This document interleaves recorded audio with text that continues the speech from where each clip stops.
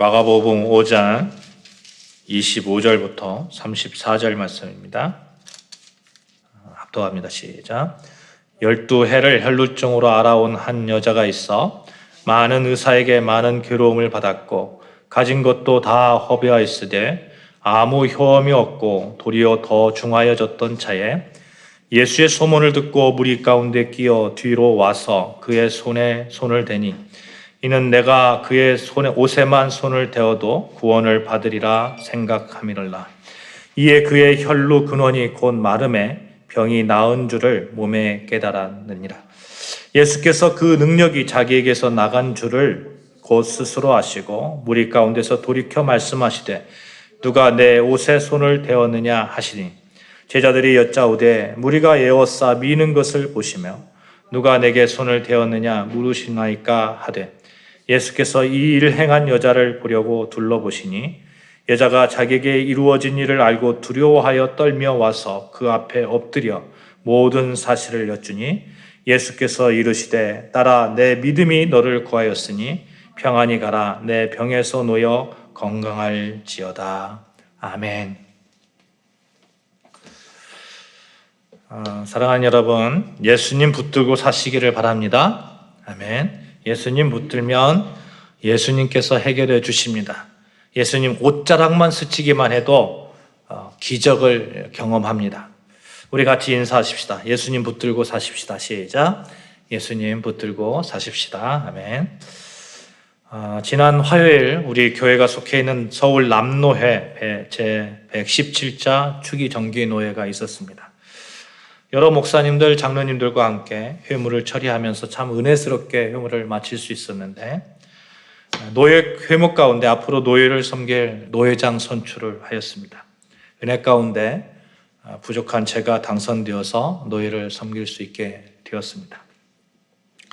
노회장이라는 것이 노예에 속한 각 교회들의 형편을 돌아보고 또 노예의 기능들이 원활하게 잘 돌아갈 수 있도록 앞에서 인도해야 되는 사람입니다. 직책을 맡겨주신 노예원들과 하나님께 감사하는 마음도 들었습니다만 한편으로는 너무 부담되는 게 사실이에요. 환경적으로나 제가 가진 능력으로나 너무 벅차게 느껴졌습니다. 그러나 우리는 하나님의 권세로 사는 사람임을 믿고 하나님의 능력을 구하며 또 하나님께서 때를 따라서 필요한 것을 채워주실 것이라는 확신을 가지고 잘 감당할 수 있기를 기도하였습니다. 아멘. 그렇게 될 줄로 믿습니다. 여러분, 노회장 일을 잘 감당해야 되겠는데 그 일을 위해서 여러분의 기도의 도움이 필요합니다. 저를 위해서 그리고 우리 교회를 위해서 또 우리 교회가 속한 노예를 위해서 많이 기도해 주시기를 바랍니다. 아멘. 우리가 무슨 일을 할 때에 우리 힘으로 하려고 하면 힘이 들 것입니다. 그러나 예수님의 능력으로 하면 우리는 반드시 성공하리라 믿습니다. 그 믿음을 가지고 저도 더욱 예수님 붙들기를 소망하면서 믿음으로 나아가려고 합니다. 오늘 본문 마가복음 5장 보시면 혈루증을 앓았던 그런 여인이 나오잖아요. 이 여인이 처한 상황을 성경에서는 이렇게 기록하고 있습니다. 12해를 혈루증을 앓아 12해를 혈루증을 앓아온 한 여자가 있어 많은 의사에게 많은 괴로움을 받았고 가진 것도 다 허비하였으되 아무 효험이 없고 도리어 더 중하여졌던 차에 한 12년 동안 여러분 병마와 싸워온다고 한번 생각해 보십시오. 이 병원 저 병원 다니면서 가진 재산들 다 허비해 버렸어요. 조금이라도 나으면 괜찮았겠지만 전혀 낫지를 않은 그런 상황이었습니다. 이 여인이 가지고 있던 혈루증은 지속적으로 하혈을 하는 그런 증세를 가진 그런 병이거든요. 그러니까 부인병의 일종이죠. 레위기 15장에 보면 이 병은 부정한 병이라고 간주하고 있습니다. 그러니 사람들이 이 여인을 대할 때 어떻게 대하겠어요? 부정한 여인이라고, 상대하기 싫은 여인이라고 그렇게 대했을 겁니다. 접촉을 꺼렸을 거예요. 더군다나 돈이라도 좀 있었으면 그나마 좀 나았을 텐데 이 병원 저 병원 다니면서 돈이란 돈은 재산은 다 탕진하고 병도 안 낫고 한마디로 이 여인은 12년 동안 최악의 상태를 경험하고 있는 거죠. 이런 최악의 상태 속에서 그녀가 살고 있는 마을에 예수님이 이렇게 지나간다는 이야기를 듣는 거죠. 그녀가 어땠을까요? 어땠을까요? 예수님에 대해서 이미 소문을 듣고 알고 있잖아요. 예수님께서는 회당장 아이로라고 하는 사람의 죽어가는 딸을 살리셨다는 이야기, 귀신을 쫓아내셨다는 이야기, 중풍병자를 고쳤다는 이야기, 나병 환자를 고쳤다는 이야기, 이런 이야기들을 수없이 많이 들었을 겁니다. 어쩌면 예수님이 나를 고칠 수 있겠구나, 예수님만이 나의 희망이 될 수 있겠구나, 이 여인 그런 마음 가지지 않았겠습니까? 12년 동안 수많은 의사들을 만나면서 돈은 다 떨어졌고 이제는 의사를 만날 수도 없습니다. 사람들은 자기를 가망이 없다고 합니다. 이런 상황 속에서, 이런 삶의 현장 속에서 예수님의 소문을 듣고 예수님이 자기 마을을 지나간다고 하니까 예수님만이 희망이 되는 거죠. 근데 어떻게 해서든지 예수님 앞에 나아가려고 합니다. 그래서 예수님을 만나려고 하는데 많은 사람들이 모여 있는 거예요. 그러니까 감히 예수님 앞에 나타나서 예수님 나를 고쳐주세요 이렇게 말할 그런 용기도 안 나는 거예요. 용기도. 그러니까 몰래 숨어가지고 지나가는 예수님 옷자락만 싹 스치는 거죠. 싹 만지는 거예요. 몰래 만지는 거예요. 몰래. 예수님 몰래. 성경에서는 그때의 상황을 이렇게 기록하고 있어요. 예수의 소문을 듣고 무리 가운데 끼어 뒤로 왔다고 그래요. 그의 옷에 손을 대니 이는 내가 그의 옷에만 손을 대어도 구원을 받으리라 생각함일러라. 이 여인이 어떻게 왔습니까? 앞으로 왔습니까? 아니요. 뒤로 왔어요. 뒤로. 몰래 왔어요. 몰래. 그리고 예수님의 옷자락만 스치는 거예요. 예수님의 옷자락에 손만 대어도 병이 나을 것 같다는 그 여인의 절박함, 여인의 믿음, 이 믿음이 이 여인을 구원하고 이 믿음이 병을 낫게 하고 이 믿음이 사랑하는 여러분 맡겨진 사명을 감당하게 하는 그러한 힘이라고 믿습니다. 실제로 주님의 옷자락을 만진 이 여인은 예수님의 능력으로 병을 완전하게 고침을 받았잖아요. 예수님께서 이렇게 자기의 능력이 빠져나가는 것을 보시고 뭐가 빠져나갔는데 그러니까 제자들이 막 돌아다니면서 이게 무슨 일이야? 그러니까 여인이 무서우니까 예수님 앞에 와서 제가 그랬습니다. 제가 예수님의 옷자락을 만졌습니다. 왜 그랬니? 제가 예수님의 옷자락만 만지면 제가 나을 것이라고 믿고 만졌습니다. 예수님께서 하신 말씀이 뭐예요? 따라 내 믿음이 너를 구원하였다. 사랑하는 여러분, 어려운 가운데 설 때에, 환경이 어렵다고 느껴질 때에, 능력이 좀 부족하다고 느껴질 때가 우리가 삶 가운데 얼마나 많이 있습니까? 남들은 정말 능력도 많은 것 같고 힘도 많은 것 같고 지식도 많은 것 같고, 그런데 나는 가진 것도 아무것도 없고 많이 배우지도 못했고 재능도 없는 것 같고, 그런데 그때에 예수님 옷자락을 만지는 믿음을 소유하시는 여러분과 저 되어주시기를 주님의 이름으로 축복합니다. 아멘. 이 믿음으로 우리 같이 찬양했으면 좋겠어요. 주의 옷자락 만지며 같이 찬양합시다.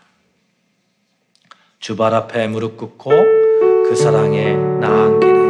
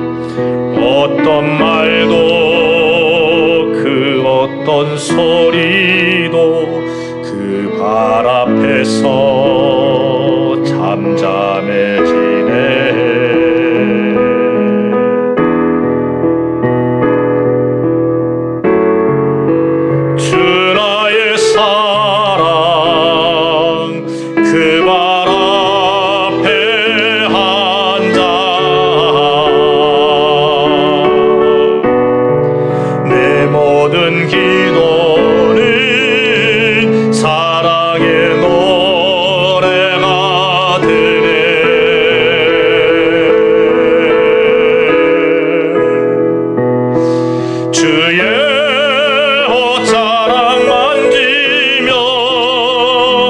주의 두 발을 씻기며 주님 그 발에 입 맞추며 나의 왕관을 놓으리 주의 옷자락 만지며 주의 두 발을 씻기며 주님 그 발에 입 맞추며 나의 왕관을 놓으리.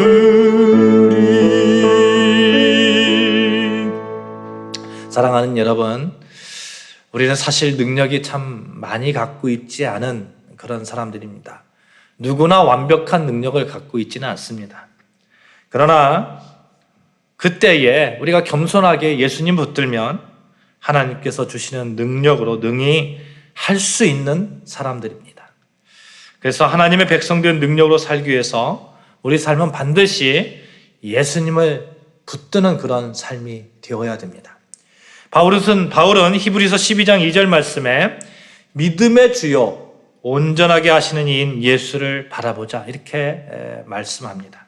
괜히 예수를 바라보자고 합니까? 이렇게 권면하는 이유가 있어요. 예수만이 우리 삶의 그 힘이 되시고 우리 삶에 병들어 있는 것을 치유할 수 있고 예수만이 우리가 하나님의 권세로 살아갈 수 있게 하는 그런 길을 제시해 주시고 예수만이 하나님께서 맡겨주신 그 모든 일을 감당할 수 있는 그러한 힘, 능력, 권세 이런 것들을 허락해 주시기 때문에 그렇습니다. 예수를 붙들지 않고 환경을 붙들고 자기 자신의 능력을 붙들면 삶에서 심각한 그런 어려움을 겪는 것을 수도 없이 보잖아요. 아마도 뭔가 잘 되면요, 자기의 능력으로 뭔가 잘 된다고 생각될 때면 굉장히 교만해질 거예요.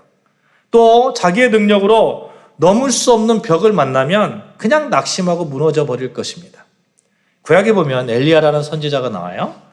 열왕기상 18장 이하에 보시면 바알 선지자 450명과 아세라 선지자 400명을 모이게 하고 하나님과 바알 중에 누가 진짜 살아계신 그런 신인지 대결을 하는 그런 장면이 나옵니다. 엘리야는 이 사건을 통해서 바알 선지자를 싹 몰살합니다. 그런 용감한 사람이었어요. 바알과 아세라를 믿고 있던 당시 왕비였던 이세벨이라는 여자가 있습니다. 이 여자가 자기가 섬기고 있는 바알을 섬기는 그런 바알 선지자들을 싹 죽였다는 그런 소식을 듣고 엘리야를 가만 놔주지 않겠다는 거예요. 그래서 엘리야를 죽이겠다고 합니다. 왕비가 죽이겠다고 하니까 그냥 바알 선지자들 그 싸움에서 다 죽였던 그 용감했던 그 엘리야가 도망가 버리는 거죠. 도망가 버리는 거예요. 당시 최고의 권력자가 그런 말을 하니까 도망가 버리는 거예요. 너무너무 괴로워서 노뎀나무 아래에서 죽기를 청하잖아요. 하나님, 나 죽기를 원합니다. 내가 바알 선지자들과 싸워가지고 다 이겼고 바알 선지자들 다 죽였음에도 불구하고 하나님 이게 뭡니까? 왜 나를 죽이려고 합니까?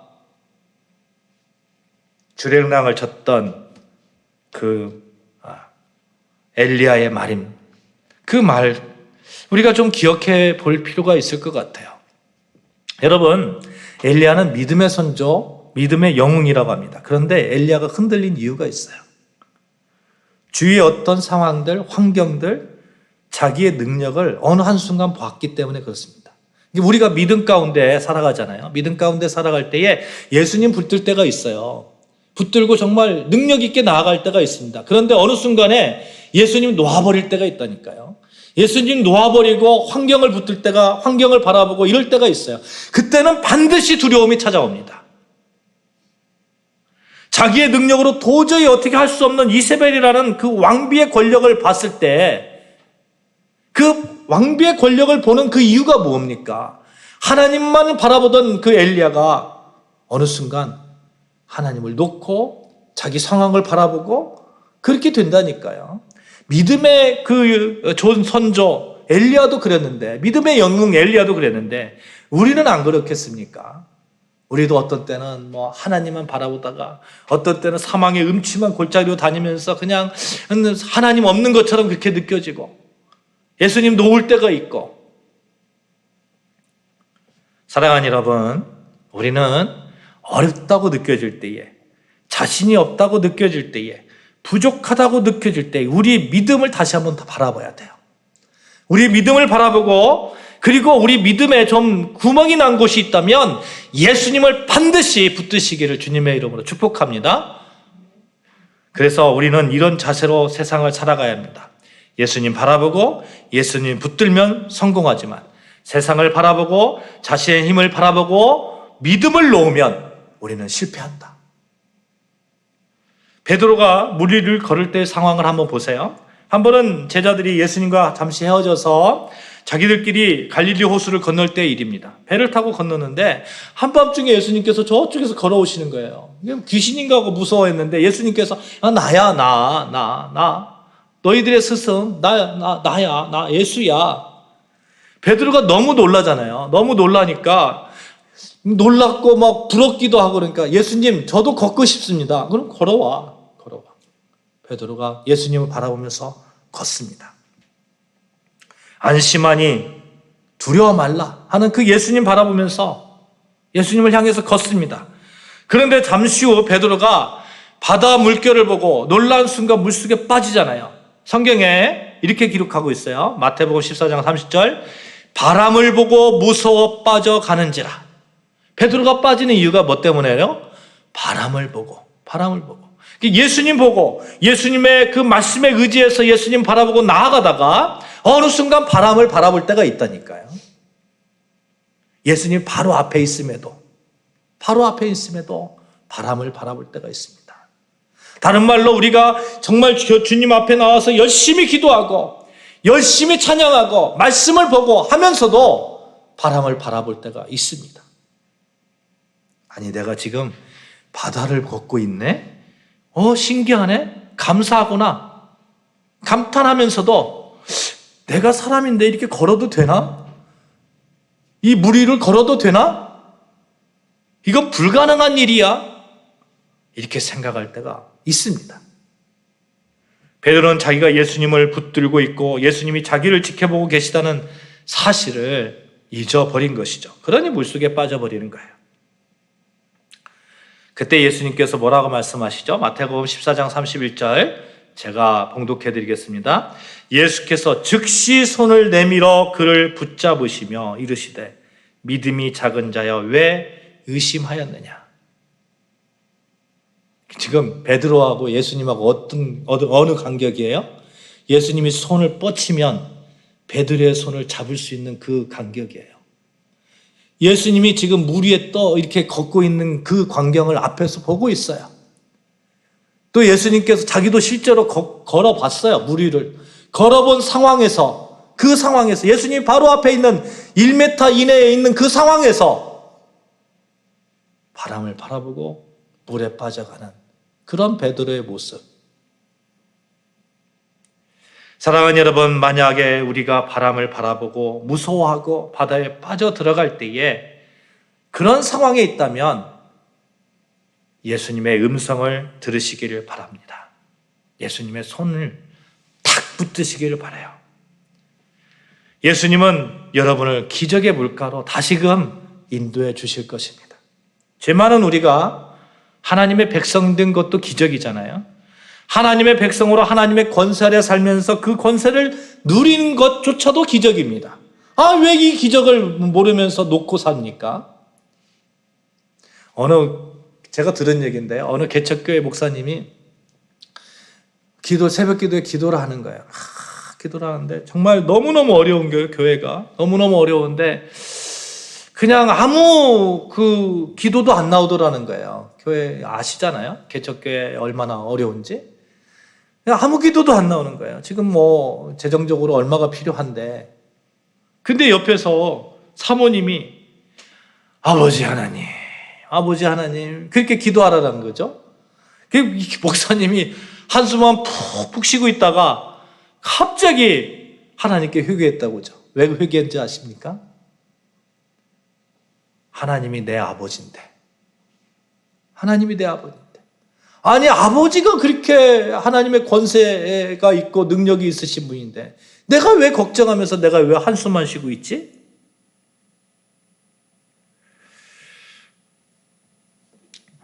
사랑하는 여러분, 예수님 바라보고 또 예수님 붙들고 살아가면 우리가 능히 하나님의 권세로 세상에서 멋지게 승리할 줄로 믿습니다. 이렇게 예수님을 붙들고 살아야 하는데 그것을 방해하는 세력이 있습니다. 바로 예수님을 바라보지 않고 세상을 바라게 하는 모든 것들, 환경들, 또 어떻게 보면 자기의 경험일 수도 있어요. 자기의 신념일 수도 있습니다.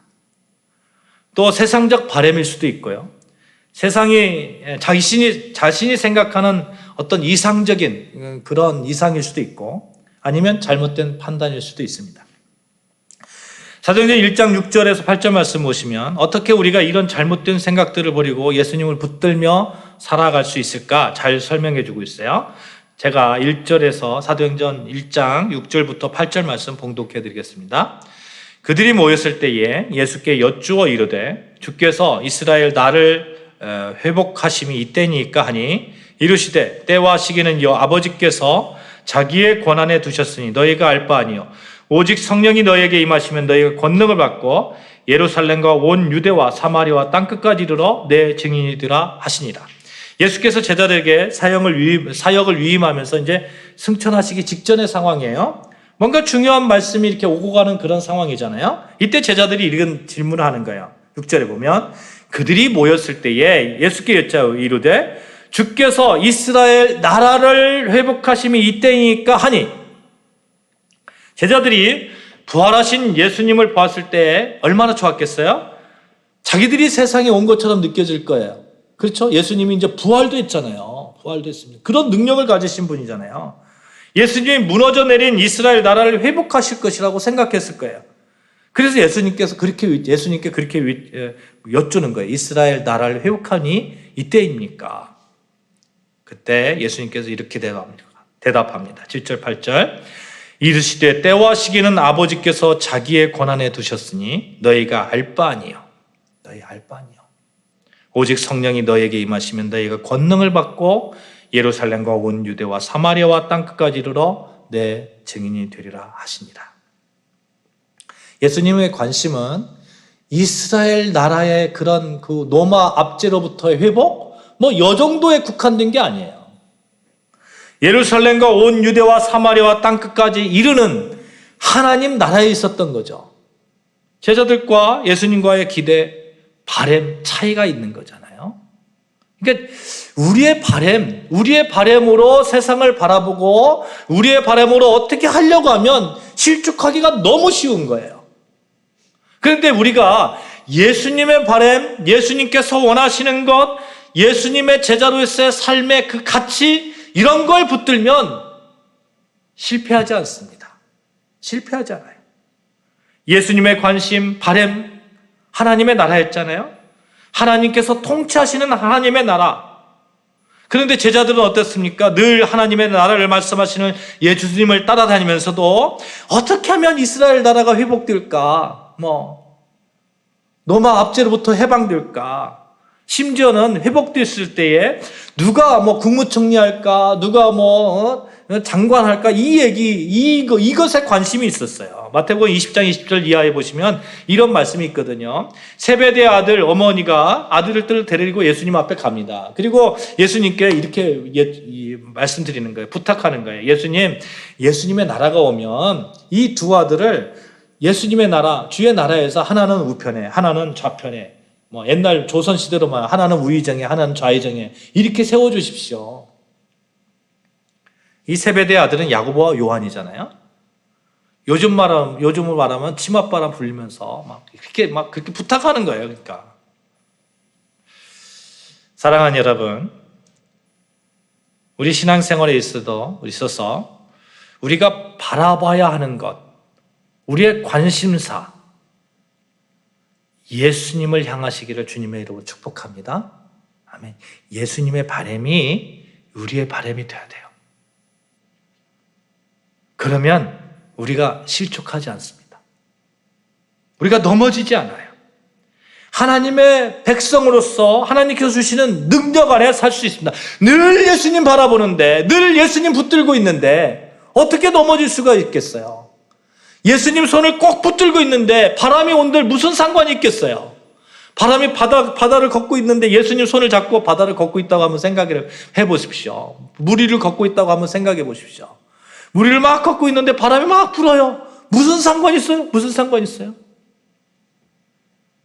믿음 생활이 무엇입니까? 예수님 손 붙드는 거예요. 예수님 옷자락 만지는 거예요. 예수와 연합되어져서, 부활과 연합되어져서, 십자가와 연합되어져서 사는 겁니다. 그래서 이제는 하나님 앞에 내 뜻과 내 생각 다 내려놓고 주님의 뜻, 주님의 가르침으로 살아가려고 노력하는 겁니다. 예수님의 손을 붙들고 있으니까 예수님께서 가자고 하시는 그 방향으로 갈 거 아닙니까? 주님의 뜻이 무엇입니까? 땅 끝까지 이르러 내 증인이 되라. 내 이웃을 내 몸과 같이 사랑하라. 하나님의 나라가 이미 너희에게 임하였다. 하나님의 백성으로 살아가라. 하나님의 백성답게 살아가라. 예수님이 가신 그 길을 너도 가라. 내가 간 그 길을 너도 가라. 사랑하는 여러분, 예수님의 믿음 안에, 예수님의 정의 안에 우리가 있는 것입니다. 그것이 그리스도의 주인 되심을 인정하고 순종하는 삶을 사는 길입니다. 우리가 주님을 주님 이렇게 이야기잖아요. 주님, 예수님을 주님 이렇게 얘기해요. 예수님 주님. 이 주님이라는 것은 구세주라는 말도 되지만 내가 이 주님을, 예수님을 왕으로 보시겠습니다 이런 뜻이거든요. 왕으로, 내 삶의 왕으로, 내 삶의 왕으로. 예수님을 왕으로 인정하며 사는 삶이 뭡니까? 왕의 뜻에 합당하게 길을 걸어가는 거 아니에요? 그래서 바울은 예수님을 왕으로 인정하면서 고백한 그 유명한 고백이 있습니다. 갈라디아서 2장 20절 말씀 같이 찾아서 합동하겠습니다.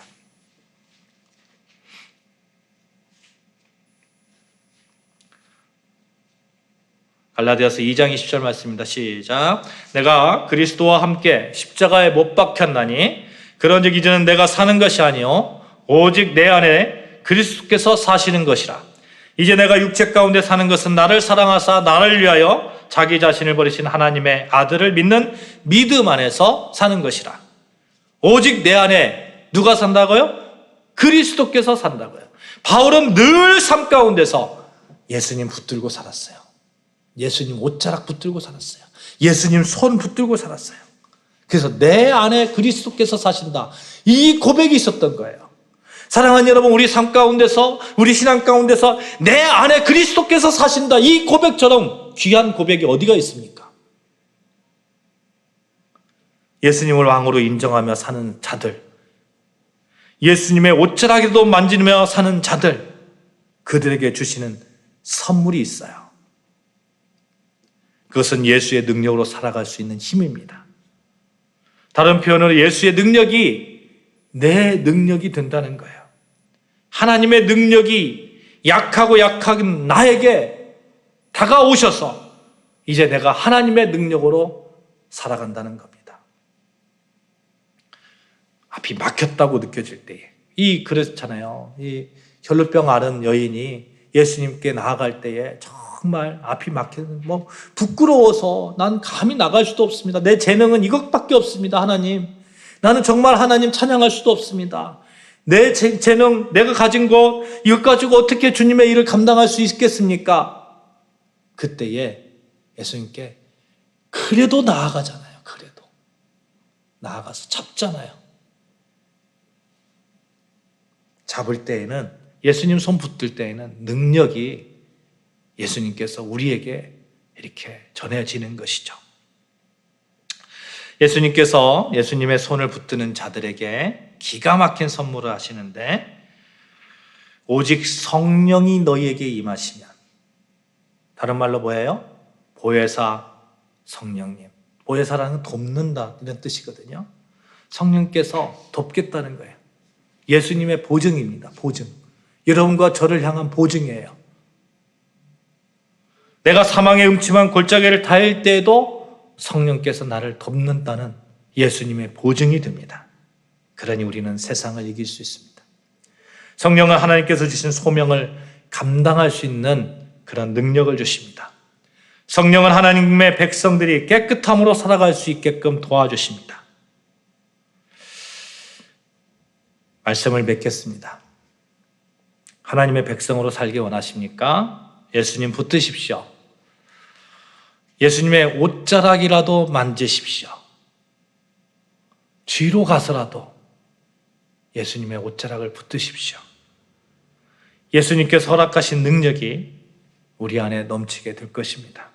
예수 안에서 참 쉼을 얻고 평화를 얻고 사랑을 얻고 그리고 그 사랑과 평화를 나눌 수 있게 되기를 주님의 이름으로 축복합니다. 아멘. 하나님께서 맡겨주신 소명 잘 감당할 수 있을 것입니다. 예수님 붙들면 그렇게 할 수 있습니다. 우리는 주의 옷자락이라도 만지면 내가 나을 줄 알았나이다. 이 혈루증을 앓았던 그 여인의 외침이 우리의 외침이 되어야 될 줄로 믿습니다. 예수 붙들면 살아나고 예수 붙들면 할 수 있고 예수님 붙들면 완전해집니다. 예수님 옷자락에도 붙드는 자가 성령의 능력으로 살아갈 수 있고 소명을 감당할 수 있습니다. 모두 예수를 붙들며 삶에서 승리하시기를 주님의 이름으로 축원합니다. 기도하시겠습니다. 하나님,